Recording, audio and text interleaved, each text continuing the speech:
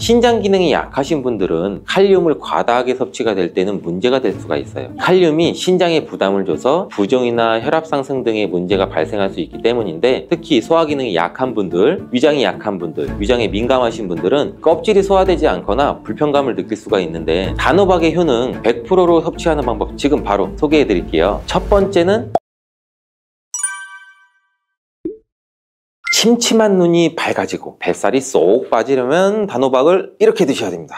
호박이 넝쿨째 굴러떨어졌다 라는 표현 굉장히 많이들 들어보셨죠? 큰 힘을 들이지 않으면서 우연하게 좋은 일이 생기거나 큰 성과를 거둘 때 이런 속담이 쓰이죠. 옛부터 단호박 자체는 그 자체로 맛있고 영양가가 풍부한 식품으로 굉장히 많은 사랑을 받아온 채소예요. 이 맛있는 단호박이 우리의 건강에 다양한 효능을 제공하는 사실도 여러분들도 많이 아실 거예요. 단호박의 효능, 그리고 단호박에 대한 건강한 삶을 사는 데 도움이 되는 정보들 우리 한번 같이 알아볼게요. 단호박은 맛도 좋고 건강에 굉장히 많은 효능을 가지고 있는 정말 훌륭한 식품이에요. 이런 단호박의 놀라운 효능 5가지를 제가 지금 바로 알려드릴게요. 첫 번째 효능은 심혈관 건강 개선이에요. 단호박에는 불포화 지방산과 식이섬유가 풍부하게 들어있는데, 이런 성분이 우리 콜레스테롤 수치도 조절해주고 혈액순환도 원활하게 도와줘요. 또 이 불포화 지방산은 체내에 축적된 나쁜 콜레스테롤도 감소시키고 혈관벽도 건강하게 유지하는 데에도 효과가 있어요. 칼륨은 또 혈압 조절에도 굉장히 효과적이죠. 나트륨의 작용도 중화시키고 혈압 상승도 도움을 주고. 그래서 이 칼륨이 풍부한 단호박은 고혈압 예방이나 관리에 굉장히 도움을 줄 수 있는 식품이기도 해요. 평소에 심혈관 질환이 걱정되거나 고혈압을 관리하고자 하는 분들한테는 단호박이 매우 좋은 식품인데, 단호박을 자주 섭취하게 되면 혈액순환도 개선되고 혈압이 안정적으로 되고 심장질환 예방에도 매우 효과적이기 때문에 이 심혈관 건강을 지키는 데는 굉장히 큰 도움이 돼요. 심혈관 건강, 이제부터는 단호박으로 한번 예방해보세요. 단호박의 두 번째 효능은 다이어트에 효과가 좋다는 거예요. 단호박은 저칼로리 식품이고 다이어트를 할 때 섭취하면 굉장히 좋은 음식인데, 단호박이 가지고 있는 열량은 100g당 약 40에서 50칼로리 정도밖에 안 되는데, 보통 다이어트 하실 때 고구마 많이들 드시잖아요. 고구마가 갖고 있는 열량은 100g당 약 85에서 110칼로리라고 해요. 단호박의 칼로리는 고구마의 반도 안 돼요. 그래서 단호박은 다이어트 할 때 칼로리 걱정 없이 먹을 수 있는 식품 중에 하나인데, 거기다가 이 식이섬유도 풍부해서 포만감도 오래 유지시켜줘요. 이러한 특징 때문에 간식 대신 단호박을 드시면 과식도 방지할 수 있고 우리 체중 조절에도 효과적이에요. 또한 단호박의 식이섬유는 소화가 잘 되지 않아서 장에서 천천히 흡수가 되기 때문에 혈당 조절에도 굉장히 유익한데, 급격한 혈당 상승도 막아주고 다이어트 중에서도 혈당이 급격히 떨어지지 않게 도와줘요. 또 다이어트 중에 발생할 수 있는 변비까지 예방될 수가 있기 때문에 체중 감량을 도울 뿐 아니라 우리 장 건강도 함께 챙길 수가 있겠죠. 다이어트 중이라면 단호박 간식이나 식사 대용으로도 한번 활용해 보세요. 맛도 좋고 영양도 풍부한 최고의 다이어트 식품이에요. 단호박의 세 번째 효능은 바로 눈 건강에 도움이 된다는 점이에요. 단호박은 당근과 마찬가지로 비타민 A와 베타카로틴이 굉장히 풍부하게 들어있는데, 두 성분은 우리 눈의 건강을 지키는데 굉장히 중요한 역할을 해요. 비타민 A는 눈의 망막을 건강하게 유지하는 데 도움을 주고 시력 저하도 예방하는 데 굉장히 효과적이에요. 특히 야맹증 예방에도 도움을 줄 수가 있고, 이 베타카로틴은 강력한 항산화 작용도 같이 해서 우리 눈의 피로도 덜어져요. 근데 노화를 늦추는 데도 도움을 줄 수가 있겠죠. 혹시 하루 종일 스마트폰을 보고 모니터를 많이 보고 계시지 않으세요? 화면을 계속 들여다보는 현대인들한테는 단호박에 들어있는 비타민 A, 특히 중요한 영양소라고 할 수 있는데, 눈이 피로하거나 건조감을 느끼시는 분들한테는 단호박은 자연적인 해결책이 또 될 수가 있어요. 단호박을 섭취하면 눈 건강도 지키고 나이가 들면서 생길 수 있는 시력 저하나 노화 방지에도 도움을 줄 수 있는 식품이에요. 단호박은 정말 건강에 많은 이점이 있는 식품이죠. 단호박의 놀라운 효능 네 번째는 면역력 강화죠. 단호박에는 비타민 C와 아연이 풍부하게 들어있죠. 비타민 C는 면역세포를 활성화시켜서 감염 예방에 큰 도움을 주고, 아연은 또 백혈구의 생성도 돕고 체내에서 염증 반응도 조절하고, 단호박은 면역력도 길러주는 성분도 들어있다. 이렇게 알고 계시면 되는데, 겨울이나 특히 환절기, 감기나 독감 예방을 위해서도 면역력 증가도 원하시면 단호박을 또 꾸준히 섭취하는 게 굉장히 좋은 식습관이 되겠죠. 또 자주 피로감을 느끼거나 감기나 이런 데 쉽게 노출되시는 분, 단호박이 아주 좋은 식품이라는 거 알고 계시면 분명 도움이 되실 거예요. 단호박의 5번째 효능은 부종과 붓기를 개선하는 데 도움을 주는 거예요. 붓기에 호박이 좋다는 거 모르시는 분들 없을 거예요. 우리가 수술이나 시술을 받고 얼굴이 부을 때 약국만 가더라도 단호박즙 하시는 것도 많이 보셨을 거예요. 단호박에는 칼륨이 풍부하다고 말씀드렸는데 이 칼륨은 우리 몸에 있는 나트륨과 균형을 맞추고 몸 안에 불필요한 수분을 배출하는 역할을 해요. 그래서 부종도 완화하고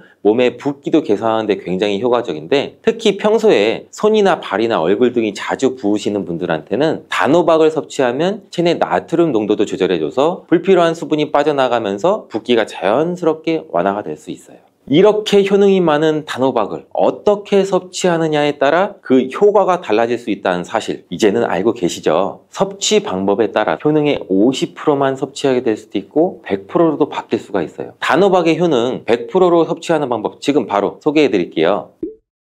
첫 번째는 껍질까지 섭취하는 거예요. 단호박의 껍질은 과육과 견줘봐도 손색 없을 정도의 많은 영양소를 포함하고 있어요. 단호박의 껍질에는 대부분 폴리페놀이라는 게 함유되어 있고 드실 때는 꼭 껍질까지 함께 드시는 게 굉장히 중요한데, 단호박 껍질에는 단호박 속 알맹이에는 없는 페놀산이 들어있어요. 페놀산은 우리 노화도 방지해주고 혈액순환도 도와줘서 심혈관 질환 예방에도 굉장히 효과적이에요. 또 이 껍질에는 비타민 A랑 C 이러한 항산화 물질들이 포함되어 있어서 피부 건강과 면역력 강화에도 굉장히 효과적이에요. 그래서 단호박을 섭취할 때는 꼭 껍질까지 함께 드시는 게 좋은데, 물론 껍질을 드실 때는 꼭 깨끗하게 세척을 하고 농약이나 불순물 같은 게 묻어있지 않은지 잘 확인하고 드시는 게 중요하겠죠. 그리고 껍질이 두껍고 질기게 느끼신다면 부드럽게 찌거나 껍질째 구워서 섭취하면 훨씬 더 편안하게 드실 수가 있어요. 단호박은 버릴 게 하나도 없는 채소인데 호박잎도 몸에 굉장히 유익하다는 거 혹시 알고 계시나요? 호박잎은 비타민 A랑 C랑 칼슘, 철분이 풍부해서 뼈 건강에도 도움이 되고 항산화 성분도 많고 우리 몸에 염증도 들여주고 소화 기능을 돕는 데도 굉장히 효과적이에요. 특히 피로 회복에도 좋고 우리 몸에 독소를 배출하는 데도 도움을 줄 수가 있는데, 호박잎은 찜이나 국, 볶음 등으로 다양하게 요리해서 섭취할 수가 있고, 호박잎을 섭취하는 것도 단호박을 더 효과적으로 활용하는 좋은 방법이니 버리지 말고 꼭 같이 요리해서 드셔보세요. 단호박을 드실 때 호박씨 빼놓을 수 없죠. 호박씨가 수면 내에 도움을 준다는 거 혹시 들어보셨어요? 호박씨에는 트립토판이라는 성분이 들어있어서 이 성분은 수면 개선에 큰 도움을 줄 수 있는 성분이에요. 트립토판이라는 성분은 우리 수면 리듬을 조절해주는 세로토닌과 멜라토닌으로 변환이 되는데, 불면증이나 수면의 질이 낮은 분들한테는 호박씨는 정말 유용한 식품이에요. 이 호박씨에는 또 단백질과 건강한 지방이 풍부해서 혈당 조절에도 도움을 줄 수가 있는데, 혈당이 급격히 오르거나 내리는 것도 막아주고 당뇨병 예방에도 굉장히 효과적이에요. 그래서 호박씨는 다이어트에도 매우 좋고 식사 후 간식으로 섭취하면 또 포만감도 오래 유지시킬 수가 있겠죠. 여담으로 우리 왜 다른 사람 단점을 뒤에서 막 얘기하는 거 보고 뒷담화한다고 하잖아요. 근데 비속어로 호박씨 깐다 이러잖아요. 과연 어떤 것 때문에 이런 이야기가 나왔을까요? 저도 궁금해요. 혹시 아시는 분들 댓글 한번 달아주세요. 이렇게 단호박은 아주 건강에 좋은 식품인데 섭취할 때도 당연히 주의사항이 있어요. 건강을 지키기 위해서 몇 가지 단호박 섭취 시 유의사항을 알려드릴게요.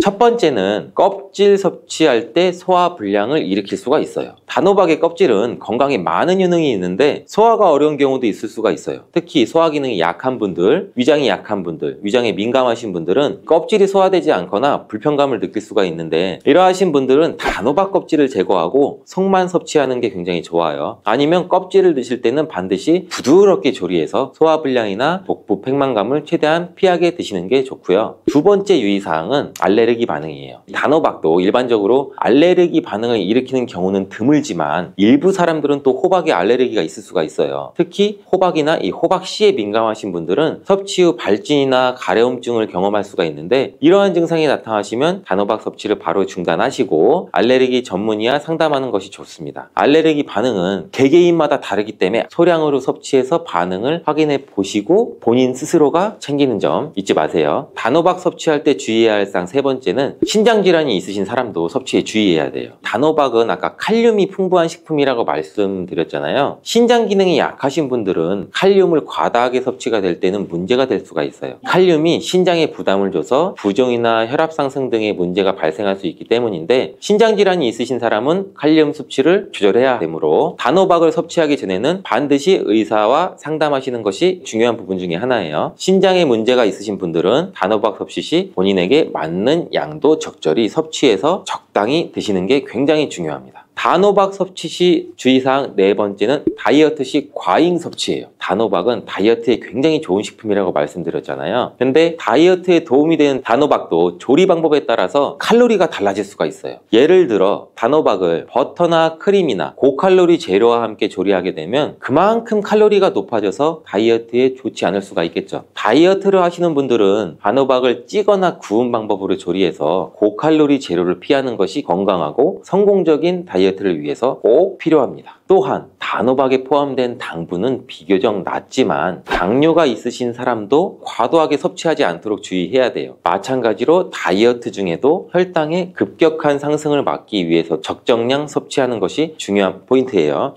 감은 예로부터 약과 식품으로 굉장히 많이 섭취를 했는데, 우리 조상들은 감을 약으로도 많이 사용했어요. 감을 말린 곶감은 이 위장을 보호해주고 설사를 그치게 해서 폐를 촉촉하게 해주는 약으로도 사용했다고 해요. 감의 꽃도 이 차로 끓여서 섭취해서 약으로 사용했다고 하는데, 이 우리 몸에 진액을 보충해서 심폐를 촉촉하게 해주는 약으로도 사용했다고 하네요. 이렇게 약으로도 사용되기도 하는 감인데, 이런 감과 함께 절대로 먹으면 안 되는 식품이 있어요. 첫 번째로는 바로 건강한 습관이 항상 나를 만든다. 건강한 삶을 원하시면 지금 바로 구독을 눌러주세요. 감과 이것 함께 드시면 노화를 예방하고 혈관도 깨끗해질 수 있어요. 신맛이 없고 단맛이 좋아 겨울철에 먹기 좋은 감은 우리는 여러 형태로 먹을 수가 있는데, 이 단단하고 아삭한 식감이 좋은 단감, 땡감을 숙성시켜 부드럽고 달콤한 연씨, 홍씨, 그리고 이 땡감의 껍질을 벗겨 말려 만든 방건씨, 방건씨에서 좀 더 말려 꼬들꼬들하며 쫄깃쫄깃 단맛이 좋은 곶감까지 굉장히 많네요. 정말 여러 형태로 즐길 수 있는 과일이 바로 이 감인데요. 비타민이 풍부해서 건강에 좋다고도 알려진 감도 함께 먹으면 몸에 독이 될 수 있는 식품이 있고, 또 함께 먹으면 더욱 몸에 보약이 되는 음식도 있어요. 오늘은 제가 감의 효능과 감과 함께 먹으면 안 되는 음식 5가지, 그리고 함께 먹으면 좋은 음식 4가지, 그리고 먹는 방법까지 모두 다 알려드릴게요. 감은 예로부터 약과 식품으로 굉장히 많이 섭취를 했는데, 우리 조상들은 감을 약으로도 많이 사용했어요. 감을 말린 곶감은 이 위장을 보호해주고 설사를 그치게 해서 폐를 촉촉하게 해주는 약으로도 사용했다고 해요. 감의 꽃도 이 차로 끓여서 섭취해서 약으로 사용했다고 하는데, 이 우리 몸에 진액을 보충해서 심폐를 촉촉하게 해주는 약으로도 사용했다고 하네요. 그리고 이 감 꼭지까지도 약으로 사용했는데, 와, 버릴 게 하나도 없네 진짜. 역시 물에 끓여서 차로 먹었다고 해요. 딸꾹질을 멈추게 하고 야뇨증이 있는 아이들, 밤에 이불에 오줌을 지리는 아이들에게 먹여서 야뇨증을 치료할 때도 사용하기도 했다는데, 우리 기침과 천식 같은 만성기관지염에도 사용도 했다고 해요. 이렇게 약으로도 사용되기도 하는 감인데, 이런 감과 함께 절대로 먹으면 안 되는 식품이 있어요. 첫 번째로는 바로 게, 멍멍게가 아니라 이 꽃게, 꽃게인데요. 이 게와 감으로 왕을 시해하는 독약으로도 사용됐다는 역사 기록이 있을 정도인데, 와, 대단하네요 이게. 경종의 독살 사건에 게와 감이 관련되어 있다는 얘기도 전해지고 있어요. 이 경종은 게장과 감을 먹은 후 복통과 설사 같은 증상을 보이다가 사망했다고 하는데, 이후 이 영조가 왕위에 오르면서 경종 독살설이 또 제기가 됐대요. 이러한 사실은 정확히 독살 목적으로 게와 감이 사용되었다는 증거가 나타나진 않았는데, 게와 감을 함께 먹으면 이렇게 안 되는 이유가 있어요. 한의서인 본초 강목에서 보면 감과 게를 함께 먹으면 복통이 일어나고 설사를 하게 된다고 나와 있는데, 찬 성질의 음식이어서 감과 게장은 이 소화기관이 약한 사람이나 지병이 있는 사람들한테는 치명적일 수 있다라고 쓰여져 있어요. 이런 이유는 게는 신선도가 빨리 떨어지죠. 그리고 식중독균이나 다른 균의 변식도 굉장히 빠르게 일어나기도 하는데, 이때 감을 함께 먹게 되면 감 속에 있는 타닌 성분이 이 식중독균의 배출을 막아서 우리 장내에서 식중독균이나 다른 변의 번식을 더욱 활발하게 그리고 또 오랫동안 지속시키게 된다고 하네요. 이렇게 되면 정말 이게 쌓이고 쌓이면 치명적인 사망까지 될 수도 있겠죠. 만약 반찬으로 게장을 드셨다면 이 게장이 다 소화가 된 후에 식후에 한 3, 4시간 이상 지난 후에 감을 드시는 것을 추천을 드려요. 두 번째, 감과 함께 절대 먹으면 안 되는 음식은 바로 미역이에요. 이 미역은 대표적인 혈액순환에 좋은 음식이고 칼슘, 마그네슘, 철분, 요오드 등 굉장히 많은 미네랄도 풍부하게 함유되어 있죠. 또 식이섬유도 풍부해서 장 건강에 도움을 주고 변비에 좋고, 불포화 지방산인 오메가3도 풍부해서 심장 건강에도 도움을 주고 굉장히 좋은 음식인데, 이렇게 좋은 미역이 감과 함께 먹게 되면 감에 들어있는 탄닌 성분과 미역에서 나오는 이온이 반응을 해서 감미역석이라는 물질이 생기게 된다고 해요. 이 감미역석은 소화가 어렵고 몸에서도 잘 배출이 되지 않아서 우리 위장에도 부담을 주고 복통도 유발할 수가 있다고 하네요. 앞으로 감과 미역은 함께 드시지 말고 먹는 시간차를 두시거나 섭취에 주의하시길 바라겠어요. 또 세 번째, 감과 함께 먹으면 안 되는 음식은 바로 도토리묵이에요. 이 도토리묵은 대표적인 다이어트 식품이잖아요. 도토리묵은 아무리 먹어도 살도 안 찌고 칼로리도 낮고 이렇게 많이들 알고 계시는데, 맞아요. 칼로리도 낮고 식이섬유도 풍부해서 소화도 도와주고 혈당이나 콜레스테롤 감소에도 도움을 준다고도 알려져 있어요. 또한 비타민도 풍부해서 우리 몸의 에너지 대사도 활발하게 해주며 또 피부 건강에도 도움을 주는데, 이 도토리묵을 먹으면 어떤 맛이 나세요? 달고 그러세요? 아니죠. 조금 씁쓸한 맛이 나죠. 탄닌 성분 때문이에요.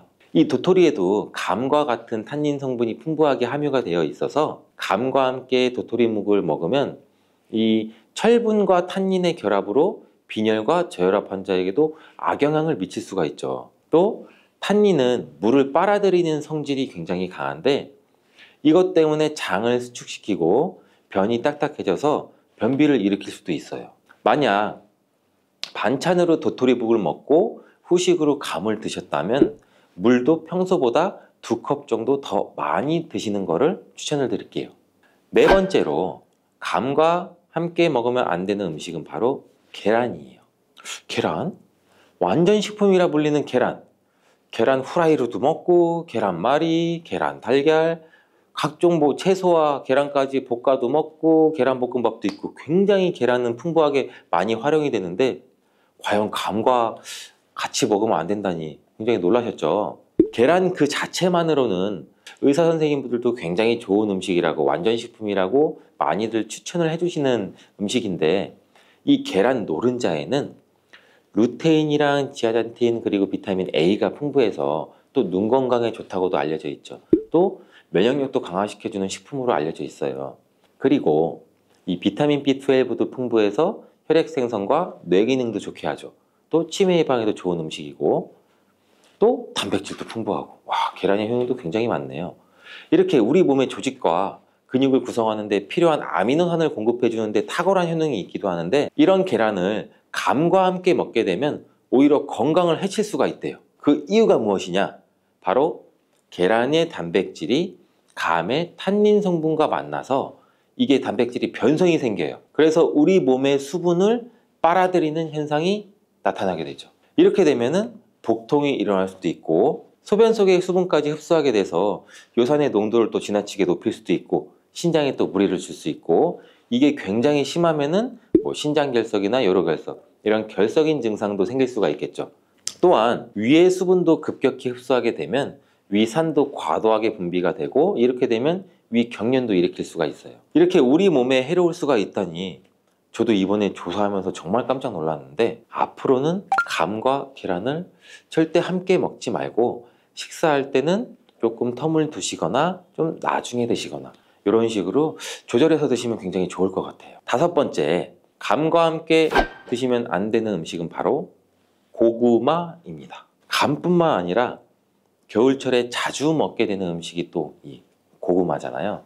왜 같이 먹으면 안 될까요? 이 감과 고구마를 함께 드시는 일은 없어야 됩니다. 그 이유는 감과 고구마를 함께 드시게 되면 이 위장장애를 일으키고 복통도 유발할 수가 있어요. 고구마에 들어있는 당 성분이 감에 함유된 탄닌과 만나게 되면 또 불용성 침전물이 생성이 돼요. 녹지 않는 거죠. 이 불용성 침전물은 소화도 잘 되지 않아서 우리 위장에 부담도 주고 소화도 안 되고 복통도 같이 일으키는 원인이 될 수가 있어요. 요즘같이 추울 때 입맛이 없어 식사 대용으로 고구마를 드시고 간식으로 감을 드시는 분들도 계실 텐데, 이렇게 되면은 건강을 해칠 수가 있으니 지금 본 내용을 기억하셔서 고구마를 식사나 간식으로 드셨다면 감은 그 다음 식사, 점심에 드셨다면 감은 저녁, 이런 식으로 드시면 조금 더 좋겠습니다.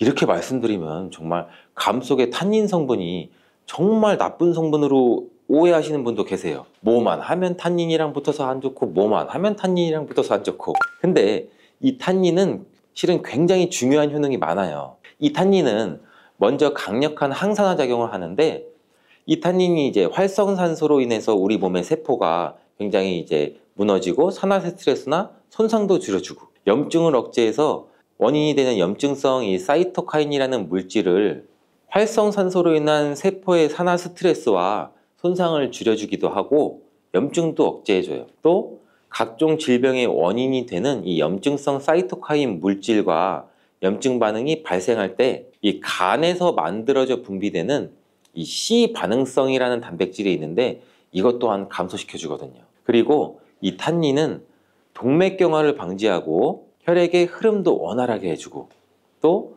고혈압이신 분들의 혈압도 안정을 시켜주는 효과도 같이 갖고 있어요. 또 탄닌은 항바이러스, 또 항균이나 살균 작용도 갖고 있어서 미생물 감염과 세균으로 인한 감염을 막아주는 데에도 아주 큰 도움도 되고, 면역력 증가에도 물론 도움이 돼요. 또한 우리 몸의 장 점막을 수축시켜서 지방과 결합해 변을 단단하게 해줘서 장에 탈이 나거나 설사가 발생해서 설사를 먹게 해주는 효과가 있어요. 감에는 이처럼 탄닌뿐 아니라 비타민 A와 C도 풍부하게 함유가 되어 있어 피로 회복에도 도움을 주고 우리 피부도 맑게 할 뿐만 아니라 탄력 또한 좋게 하고 호흡기 질환 예방하는 데에도 굉장히 큰 도움을 줄 수가 있죠. 또한 감에는 이 토마토에 들어있는 성분처럼 라이코펜이라는 성분도 풍부한데, 이 라이코펜은 우리 몸의 체액과 전해질 비율을 우리 몸에 알맞게 조절해줘서 외부의 바이러스 침투도 막아주는 효과도 같이 가지고 있어요.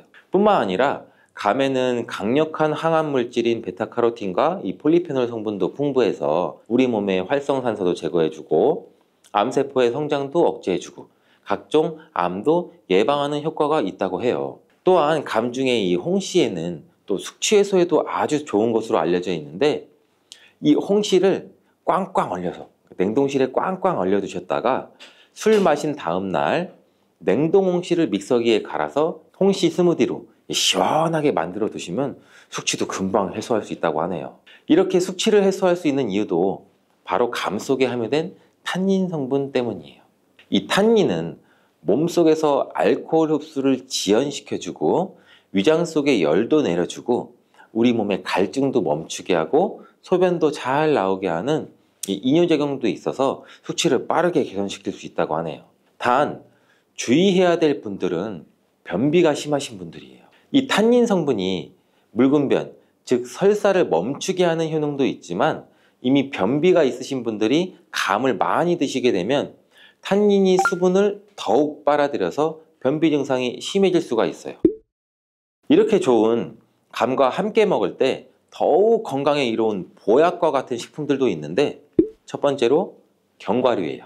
특히 아몬드, 호두 같은 견과류를 감과 함께 드시면 굉장히 좋은데, 이 견과류를 곶감 속에 넣어 만든 간식이 예쁘기도 하고 맛도 좋아서 이렇게 DP도 굉장히 디저트 가게 같은 데 보시면 많이 해놓잖아요. 이게 정말 좋은 궁합이고 정말 몸에 좋은 간식이라고 할 수 있어요. 그 이유는 감에는 아까 비타민 A랑 C, 식이섬유가 풍부하다고 말씀드렸는데 단백질과 지방이 부족해요. 반면에 아몬드와 호두는 단백질과 지방이 풍부해서 이 비타민 E와 같은 항산화 물질이 굉장히 풍부해요. 따라서 감과 아몬드, 호두 이런 견과류를 함께 먹으면 서로 부족한 영양소를 보충할 수가 있는 거죠. 몸에 좋은 보약과 같은 역할도 하게 되는 거고, 또 아몬드와 호두에 함유된 비타민 E는 항산화 작용을 통해서 체내 활성산소를 제거해주고 노화도 방지해주는 효과가 있다고 하네요. 이 감에 함유되어 있는 베타카로틴과 폴리페놀과 함께 암을 같이 억제하는 효과도 볼 수 있고, 노화를 방지하는 데 엄청난 시너지 효과도 같이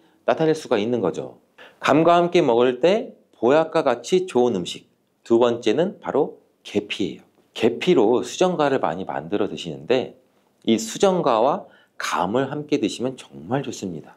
유명 음식점 같은 데서 후식으로 수정과 조그만 이쁜 병에 나오고 감도 아이스크림처럼 나오는 경우도 굉장히 많잖아요. 이처럼 계피로 만든 수정과는 몸을 따뜻하게 하고 면역력도 강화하게 되는데, 또한 감에 함유된 풍부한 비타민과 영양소들이 이 수정과와 함께 드시면 혈액순환도 좋게 하는 이 수정과의 효능 덕분으로 영양소의 체내 흡수율이 좋아져요. 또 이 흡수율이 좋아지면 온몸에 빠르게 전달이 되겠죠. 이러한 효능으로 이 수족냉증과 같이 몸이 찬 분들한텐 보약과 같은 식품이 되기도 해요. 감과 함께 먹을 때 보약과 같이 좋은 음식 세 번째는 바로 우유예요. 감에는 팩틴과 스코폴리딘이라는 성분이 풍부하게 함유되어 있는데, 이 성분은 혈관의 벽을 튼튼하게 하고 혈압을 낮추는 데 효과가 있어요. 또 이 스코폴리딘이라는 성분은 우리 몸의 콜라겐 생성도 촉진시켜서 이 피부 탄력도 유지하고 노화를 방지하는 데에도 탁월한 효과가 있어요. 이때 우유와 함께 드시게 되면 이 우유 속에 풍부한 단백질이 위벽도 보호해주고 헬리코박터 파일로리균, 즉 위암을 일으키는 균이죠. 이 균의 침투도 억제하는 효과가 있고 위장질환을 예방하고 치유하는 데도 도움을 줄 수가 있어요. 뿐만 아니라 우유에 함유된 칼륨이 혈관 내의 나트륨 배출을 도와서 혈압을 낮춰주고 심혈관 질환까지 예방하고 뇌졸중까지 예방에 도움을 줄 수도 있어요. 또한 옥수수 수염차를 함께 드셔도 좋은 방법인데, 이 옥수수 수염차의 구수한 맛도 좋을 뿐 아니라 옥수수 수염에 함유된 폴리페놀과 플라보노이드 성분으로 인해서 뛰어난 항산화 효과를 누릴 수가 있고 노폐물을 배출시키는 데에도 굉장히 탁월한 효과가 있어서 감과 함께 드실 때 정말 보약과 같은 효과를 누릴 수가 있습니다. 이런 고구마를 드시면 병든 혈관이 살아나고 암세포가 사라집니다. 고구마는 우리 몸에 좋은 성분이 많고 맛도 좋아 인기가 정말 많죠. 그렇지만 이렇게 몸에도 좋고 맛도 좋은 고구마도 잘못 알고 먹으면 우리 몸에 독이 될 수도 있어요. 몸에 좋은 고구마의 효능과 잘못 알고 먹어서 독이 될 수 있는 경우, 그리고 고구마와 함께 먹으면 좋은 음식, 반대로 함께 먹으면 안 좋은 음식도 알아보고, 추가로 우리가 많이 드시는 고구마의 종류 4가지, 그리고 겨울철 고구마 보관법까지, 고구마에 대한 모든 것을 한 번에 알아보는 시간을 가져보도록 하겠습니다. 자, 먼저 고구마의 효능 5가지를 알아볼 건데요. 고구마의 첫 번째 효능은 항암 효과입니다. 이 고구마의 베타카로틴은 활성산소로 변형된 세포에 작용해서 이 성장과 전이를 차단함으로써 암세포가 형성되는 것을 억제하는 효능도 있는데요. 이는 일본 연구팀에서 조사한 결과에 따르면 82가지 채소 중 고구마가 발암 억제율 1위에 올랐다고 해요. 특히 고구마 이 껍질에는 암 예방에 좋은 식이섬유와 항산화 성분이 풍부하다고 알려져 있는데, 그래서 껍질까지 섭취하는 것이 좋다고 알려져 있죠. 이 연구에 따르면 고구마 껍질의 발암 억제율은 최대 98.7%. 와, 이렇게까지 높은 것으로 밝혀져 있어서 하루 1개의 고구마를 꼭 껍질째 먹으라고 추천을 합니다. 물론 깨끗하게 세척이 돼야겠죠. 또한 이 고구마에는 카로티노이드 종류인 베타카로틴이 다량 포함되어 있어서 폐암, 위암 등을 막아주고, 이 고구마에 들어있는 식이섬유는 대장암 예방도 도울 수 있다고 해요. 고구마의 두 번째 효능은 면역력 강화입니다. 이 고구마에 있는 성분인 베타카로틴이라는 성분은 우리 몸속에서 비타민 A로 전환이 되는데, 이 성분은 우리가 흔히 알고 있는 눈 건강에도 도움이 되고 외부에서 침입한 바이러스와 세균으로부터 우리 몸을 보호하는 역할도 같이 해요. 그래서 항체 생성에도 도움을 주기 때문에 이 결과적으로 보면 우리 몸의 면역력도 향상되는 효과도 기대해 볼 수 있겠죠. 추가로 이 비타민 C가 풍부하기 때문에 피로회복과 신경 완화에도 도움을 줄 수가 있습니다. 자, 고구마의 세 번째 효능은 이 소화기능 향상입니다. 고구마에 들어있는 그 풍부한 섬유질과 마그네슘은 우리 소화 기능을 향상을 시켜주는데 이 장 속에 있는 유익균의 먹이가 되기 때문에 우리 몸의 장 건강에도 도움이 되고, 이 고구마를 잘랐을 때 나오는 하얀 진액, 여기에 그 얄라핀이라는 성분이 들어있거든요. 이 얄라핀이라는 성분은 우리 몸의 장 활동을 활발하게 해주고 또 대장암 예방에도 탁월하다고 알려져 있습니다. 또한 이 고구마는 100g당 86칼로리를 가지고 있어 갖고 열량 자체가 아주 낮은 편은 아니에요. 근데 혈당 지수가 낮기 때문에 살이 쉽게 찌지 않아서, 그래서 다이어트 음식으로도 굉장히 유명해지고 있죠. 또한 섬유질도 풍부해서 배변 활동을 도와줘서 우리 몸의 노폐물들을 제거해주고 흡착력이 뛰어나기 때문에 또 변비 개선 효과도 있어요. 또한 이런 고구마에는 저항성 녹말이란 게 풍부한데, 이 저항성 녹말은 우리 몸에 포만감을 줄 뿐만 아니라 소화도 느리게 해주고 지방 분해 효과도 있기 때문에 체중 감량 효과도 얻을 수 있고 음식을 과식 안 하고 천천히 드시는데도 도움을 줄 수 있게 만들 수 있습니다. 고구마의 네 번째 효능은 노화 예방입니다. 이 고구마에는 비타민 C와 E, 베타카로틴 이런 좋은 성분들이 많이 함유되어 있어 노화를 유발하는 활성산소를 억제해주는 기능도 같이 갖고 있다고 해요. 근데 이 자색 고구마와 같은 보랏빛 색을 띠는 고구마는 또 안토시아닌이라는 강력한 항산화 물질도 포함하고 있는데, 이 안토시아닌은 우리 몸의 세포 손상도 막아주고 세포의 생성도 촉진을 해서 피부에 탄력이 생기도록 도와주기도 합니다. 고구마의 다섯 번째 효능은 혈관을 튼튼하게 해주는 역할도 같이 하는데, 이 고구마에는 칼륨이 많아서 우리 몸에 있는 나트륨을 몸 바깥으로 계속 내보내주고 혈압이 정상적으로 유지되고 조절할 수 있게 또 도와주는 역할도 같이 하죠. 이로 인해서 고혈압과 같은 혈관 관련 질병의 예방도 같이 도와주는 기능도 가지고 있어요. 그리고 비타민 B 복합체 중에서 B5라고 불리는 이 판토텐산이라는 물질이 들어있는데, 이는 우리 몸에 코르티솔을 분비를 촉진을 시켜줘서 스트레스나 혈압 수치가 높아지는 것도 막아줄 수 있다고 해요. 이 부신피로 증후군 같이 만성피로 증후군에 도움이 되는 영양제에서도 특히나 다른 비타민들 중에서 B5라는 판토텐산 함량이 굉장히 많이 들어있는 것을 볼 수가 있는데, 이와 같이 보시면 이해하시기도 아마 쉬울 거예요. 이렇게 고구마는 이렇게 효능만 봐도 안 먹을 수 없는 정말 최고의 식품인데요. 이런 고구마도 경우에 따라서 몸에 좋을 수도 있고 독이 될 수도 있어요. 그래서 고구마 먹을 때 독이 되는 경우도 총 5가지 정도가 있는데 어떤 경우인지 지금 바로 알아볼게요. 고구마가 독이 되는 경우, 첫 번째는 고구마에 검은 반점이 있는 고구마를 무심코 그냥 먹는 경우예요. 그냥 검은 반점이라고 해서 색깔이 그렇나 보다, 아니면 뭐 이렇게 옆에 눌렸나? 이렇게 생각하시는 분들도 많으실 거예요. 근데 고구마의 검은 반점은 대수롭지 않게 여기고 그냥 드시면 절대 안 돼요. 이 검은 반점은 고구마에 생긴 검은 무늬병이라는 건데, 고구마 검은 무늬병은 이 수확 과정에서 고구마가 상처가 생기잖아요. 이 상처가 생긴 곳에 균이 침입하게 돼서 생기는 병이에요. 수확 초기에는 잘 티가 나지 않아요. 근데 이 고구마를 저장하는 과정에서 이게 발병하게 되는데, 이 검은 반점들이 생기면서 그 반점들이 시간이 지날수록 전체적으로 퍼지게 돼요. 이 검은 반점에는 이포메아마론이라는 강력한 독소가 들어있어요. 이 독소가 생성이 되게 되고, 이 상체로 고구마를 그대로 섭취하게 되면 뭐 식욕 감퇴도 있을 수가 있고 뭐 호흡곤란, 설사 등 뭐 다양한 부작용이 발생을 할 수가 있는데, 이 부분을 많이 드시면 정말 심한 경우는 뭐 폐와 간까지 괴사시킬 수도 있기 때문에 폐와 간에 관련된 질환을 보유하고 있는 환자분 같은 경우나 노약자, 어린이라면 특히 고구마를 섭취할 때 이러한 병에 감염된 고구마가 아닌지 꼭 확인해 주시는 게 좋습니다. 여기서 간혹 그 검게 변한 부분만 한 칼로 살짝 도려내서 먹으면 되지 않나요? 이렇게 말씀 주시는 분들도 있는데, 이 검게 변한 부분이 있다면 이미 어느 정도 전체의 그 균이 퍼진 상태고 열을 가하거나 푹 삶고 쪄도 이게 잘 사라지지 않는다고 해요. 그래서 꼭 고구마를 그냥 통째로 아깝더라도 폐기해 주시는 게 우리 건강에 도움을 줄 수가 있습니다. 고구마가 독이 되는 경우 두 번째는 위장이 약한 분들이에요. 평소 고구마를 먹고 소화가 안 돼서 어우 더부룩해 이런 느낌이 들었거나 아 속 쓰려 이런 현상이 심해진 경험이 있다면, 위장이 약한 사람으로서는 고구마를 섭취하는 것이 별로 크게 도움이 되진 않아요. 고구마에 함유되어 있는 타닌이라는 성분이 있는데, 이 타닌과 아교질 성분은 우리 위벽을 자극하기도 하거든요. 그래서 위산 분비도 촉진을 시키기 때문에 각종 위장 장애를 유발할 수도 있어요. 이를 무시하면서 우리가 그냥 맛있다고 계속 먹는다면 다른 병을 치료하기 전에 위염이나 위궤양까지도 올 수가 있겠죠. 이러신 분들은 특히 조심해 주시길 바라겠습니다. 자, 고구마가 독이 되는 경우 세 번째는 당뇨가 있으신 분들입니다. 이 고구마는 당이 어느 정도 들어있는 식품이라서 당뇨 환자가 섭취할 경우 혈당이 급격하게 상승될 가능성을 가지고 있습니다. 이 당뇨 환자의 경우 혈당 조절을 하는 것이 쉽지 않죠.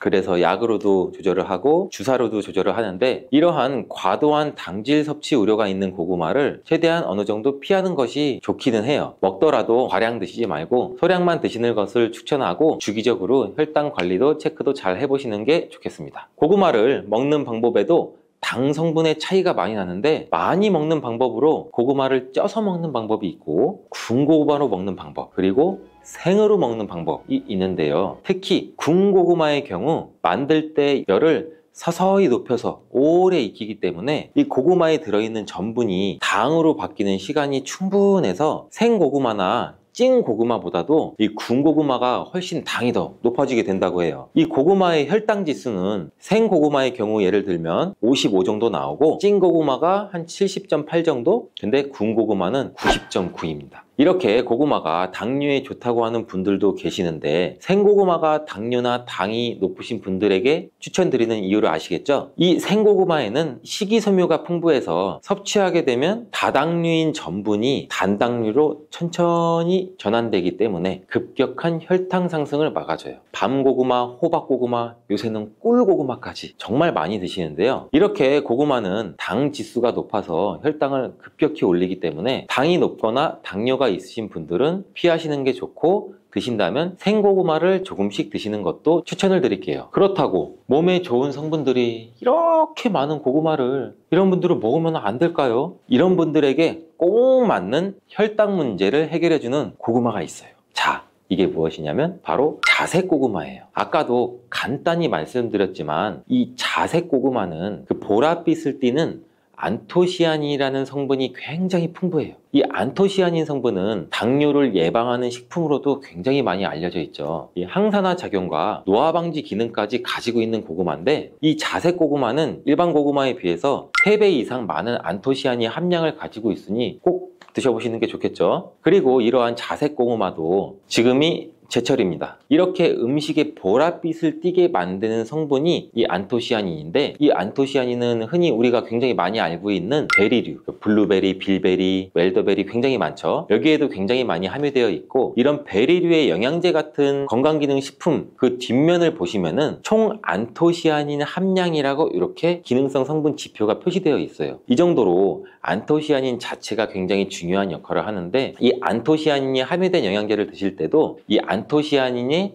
함량 비교를 잘 하셔서 좋은 원료사 영양제를 섭취를 하는 게 도움을 줄 수 있습니다. 고구마가 독이 되는 경우 네 번째, 신장이 약한 분들입니다. 이 고구마는 한 개당 칼륨이 약 13% 정도 들어있을 정도로 굉장히 칼륨이 풍부한 음식인데 이 칼륨은 우리 몸에 나트륨 수치를 조절해주고 신체의 수분 함량도 조절해주고 혈압도 개선하고 뇌졸중이나 심근경색, 혈관질환 발생으로 인한 사망률을 줄여주기도 해요. 하지만 이렇게 칼륨이 풍부한 고구마는 신장이 약하신 분들에게는 오히려 독이 될 수가 있는데 이 신장 기능이 떨어져 있는 분들은 이 칼륨을 배출하는 게 원활하지가 못해요. 그래서 과하게 칼륨을 섭취하면 그대로 혈액에 쌓이면서 칼륨 농도가 높아져 이 고칼륨 혈증도 유발할 수가 있어요. 우리 몸에 칼륨이 과도하게 축적이 되면 부정맥이나 각종 심장질환, 혈관질환을 유발할 수도 있으므로 신장이 약하신 분들은 꼭 주의해서 드시길 권장드리겠습니다. 이렇게 칼륨은 콩팥에 부담을 주므로 신장 관련 질환이 있는 사람들은 먹을 때 조심도 해야 되고 이 중에서는 이 고구마 안에 옥살산 성분이란 게 들어있는데 이 옥살산 성분도 과하게 먹을 시 요로 결석도 일으킬 수가 있어요. 그러니 꼭 주의하셔야겠죠. 자, 고구마가 독이 되는 경우 다섯 번째, 담배를 피우는 사람입니다. 담배와 고구마가 무슨 상관이 있을까? 전혀 생각지도 못하신 분들 많으실 텐데 이 고구마의 풍부한 베타카로틴 성분은 노화와 질병을 유발하는 활성산소도 제거해주고 염증 질환이나 암 예방 효과가 있으며 피부세포의 성장과 재생을 촉진하는 강력한 항산화 물질이라고 제가 말씀드린 적이 있죠. 하지만 오랫동안 흡연을 하신 분들한테는 이 베타카로틴 성분이 오히려 독으로 작용해서 폐암을 유발한다는 연구 결과도 있어요. 미국 국립보건원의 연구에 따르면 하루에 베타카로틴 섭취량이 20ml에서 30ml 정도 섭취하는 흡연자이신 분들은 베타카로틴을 복용하지 않는 흡연자에 비해서 폐암 발생 위험이 24%나 증가된 것으로 나타났어요. 근데 고구마에는 품종에 따라 차이가 있는데 대체로 속이 노란 품종의 고구마일수록 이 베타카로틴의 함량이 높다고 해요. 이 베타카로틴은 우리 폐가 건강한 분들한테는 폐암 예방에 도움이 될 수 있지만 반대로 흡연자의 경우 과량 섭취하면 오히려 폐암 위험률을 조금이나마 증가시킬 수 있으니 조금 조심하시는 게 좋겠죠. 그렇다고 흡연자분들은 고구마를 무조건 먹으면 안 돼요 이런 말은 아니고요. 너무 자주 먹지만 않으면 폐암까지 가는 경우는 당연히 없을 거라고 생각해요. 하지만 이 고구마가 흡연자한테 안 좋은 영향을 줄 수 있다는 정보를 아셨으니 이제부터는 조금 조심해서 드시는 게 좋겠죠. 고구마를 드실 때 다른 여러 가지 음식들과 같이 드시는 경우도 있는데 지금부터는 고구마와 함께 먹었을 때 궁합이 잘 맞는 음식과 함께 먹으면 궁합이 안 맞는 음식을 알아볼게요. 고구마와 함께 먹으면 좋은 음식 첫 번째는 동치미입니다. 고구마에 들어있는 전분이 감자나 옥수수에 들어있는 것보다 점도가 더 높다고 해요. 꼭꼭 씹어도 뭉치는 성질이 굉장히 강하다는 거죠. 따라서 몸 안에 들어가면 꽉 막히고 잘 안 내려가는 느낌을 받으시는 분들 굉장히 많을 거예요. 이런 고구마의 전분을 분산시키는 음식이 바로 동치미예요. 이 동치미 무 속에 들어있는 식이섬유가 고구마의 전분이 뭉치는 것을 막아주는 역할도 하는데 특히 이 무에 있는 성분이 고구마가 장에서 발효되고 부패되는 것도 억제해주는 역할을 한다고 해요. 그러면 또 고구마와 함께 먹으면 좋은 음식 두 번째는 과연 뭘까요? 두 번째는 사과예요. 이 사과도 펩틴이라는 식이섬유가 들어있어서 고구마 전분이 소화되는 과정에서 뭉치는 것을 막아준다고 해요. 그러면 사과? 동치미밖에 없을까요? 고구마와 함께 먹으면 좋은 음식 세 번째는 뭘까요? 우유입니다. 이 우유에 들어있는 지방 성분도 고구마 전분이 서로 뭉치는 것을 막아주는 기능을 하는데 이 우유에는 단백질과 칼슘도 들어있기 때문에 같이 먹으면 영양까지도 같이 도움을 받을 수 있습니다. 고구마와 함께 먹으면 좋은 음식이 있는 것처럼 함께 먹었을 때 궁합이 정말 안 좋은 음식도 있어요. 그 첫 번째, 소고기는 피해 주시는 게 좋아요. 한방에서는 고구마와 소고기를 상극인 식품으로 간주한다고 하는데 왜 그럴까요? 영양분이 소화와 흡수되는 것을 서로 방해할 수 있기 때문이에요. 간혹 소고기를 고구마와 함께 굽거나 소갈비찜을 만들 때도 감자도 넣고 고구마도 넣잖아요. 근데 이 두 식품을 함께 먹으면 소화가 안 될 수 있으니 피하시는 게 좋습니다. 자, 고구마와 함께 먹으면 안 좋은 음식 두 번째는 땅콩입니다. 이 땅콩은 고지방과 고단백 식품 중 하나로 지방과 단백질이 굉장히 풍부한데 여기에 고구마는 주로 탄수화물이 풍부한 거 아시죠? 이 두 음식을 함께 섭취하면 고단백과 고지방이 함께 소화돼서 소화가 잘 안 될 수가 있어요. 또한 이 두 음식을 함께 먹게 되면 과다한 칼로리를 섭취할 수가 있어서 체중 관리에 영향을 줄 수도 있죠. 그렇다면 요즘 자주 드시는 고구마는 어떤 종류가 있을까요? 첫 번째는 누구나 잘 아시는 호박고구마입니다. 생각만 해도 호박고구마 달달하니 맛있죠. 호박고구마는 표면이 부드럽고 주황빛을 띠고 고구마 중에서도 단맛이 일품이죠. 호박고구마는 많은 사람들이 좋아하는 고구마 중에 하나고 구워 먹거나 찐 고구마로 즐기거나 샐러드, 스무디, 베이킹 다양한 요리에 사용할 수도 있어요. 자, 두 번째는 여성분들이 또 특히 좋아하시는 밤고구마입니다. 이 밤고구마, 노란색 또는 붉은색의 표면을 가지고 다양한 크기도 있죠. 근데 이 밤고구마는 다른 고구마에 비해서 당도가 상대적으로 낮고 청량감도 살짝 있는 것이 특징이고 구워 먹으면 밤과 비슷한 질감이나 식감도 있는 고구마를 말하는 거죠. 자, 세 번째, 꿀고구마. 이 꿀고구마라고 불리는 베니하루카라는 품종이에요.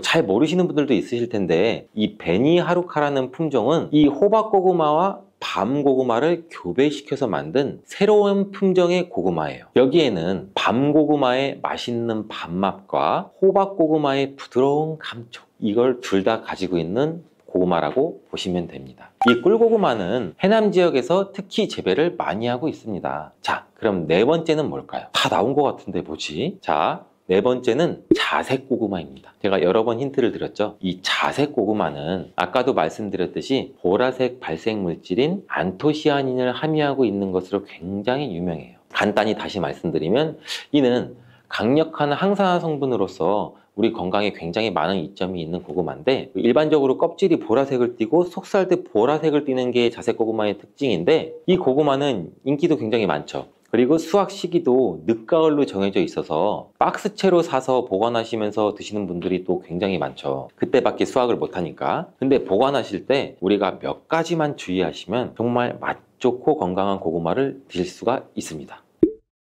고구마를 보관하는 법 지금부터 알아볼게요. 자, 고구마를 받으면 먼저 상처난 고구마가 있는지 잘 확인해 주세요. 이 고구마는 껍질이 얇아서 상처가 나기도 쉽고, 상처가 나면은 그 상처 속으로 균이 감염될 수도 있고 썩고 곰팡이가 나기 쉬워요. 따라서 옆에 있는 고구마까지 같이 영향을 미쳐요. 고구마들은 사교성이 굉장히 좋은가 봐요. 그래서 고구마를, 상처난 고구마를 먼저 골라내서 자르고 드시거나, 먼저 골라내서 상처가 안 난 고구마를 따로 보관해 주세요. 그리고 고구마 겉 건조 상태에 따라서 이틀에서 일주일 정도 신문지가 같은 것을 깔고 그늘에서 천천히 말려주세요. 그 이유는 고구마는 겉에 수분을 많이 포함하고 있기 때문에 바로 보관하게 되면 쉽게 썩어요. 그래서 말리는 이유가 또 고구마의 전분이 당분으로 변환되도록 숙성을 시키는 과정이기도 해요. 또 한 가지 주의점은 고구마는 수분에 굉장히 예민한 뿌리 채소예요. 그래서 습기가 차지 않도록 종이박스에 구멍을 슝슝슝슝 내주고 통풍이 잘 되도록 해주시고, 이 흙도 빠져나가지 않게 보관하기 쉽게